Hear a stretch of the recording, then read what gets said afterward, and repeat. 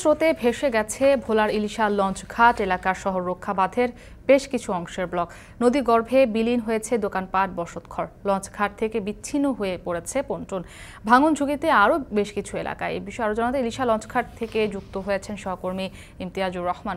ইমতিয়াজ, স্রোতে কি কত মিটার এলাকা ধসে গেছে এবং ঝুঁকিতে রয়েছে কত মিটার এলাকা জানাবে? সেই সঙ্গে ভাঙন রোধে পানি উন্নয়ন বোর্ড কি ধরনের ব্যবস্থা নিয়েছে?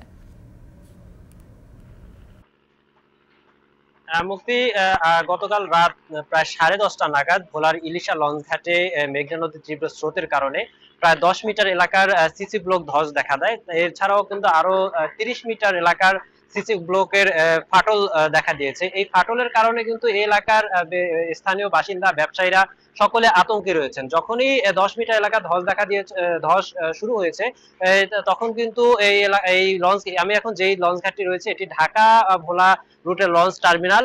এই টার্মিনালের পল্টনটির পাশেই একটি খাবার হোটেল এবং একটি চায়ের দোকান ছিল। দুটি দোকানই কিন্তু একরকম নদীর গর্ভে একটা বিলীন হয়ে গেছে। এই হঠাৎ করে বর্ষার শুরুর প্রথম দিকে এই ধসের কারণে এলাকাবাসী এবং স্থানীয়রা বেশ আতঙ্কে রয়েছেন। আর এই পানি উন্নয়ন বোর্ডের কথা যদি বলি, ধস রোধে পানি উন্নয়ন বোর্ড কি রকম পদক্ষেপ গ্রহণ করেছে, পানি উন্নয়ন বোর্ডের সাথে সকালে কথা বলেছিলাম আমি। পানি উন্নয়ন বোর্ডের নির্বাহী প্রকৌশলী হাসানুজ্জামান জানিয়েছেন, বর্তমানে এখন যে ভোলার মেঘনার যে ইলিশা পয়েন্টে যে ধস দেখা দিয়েছে তা অতি সাধারণ একটা বিষয়।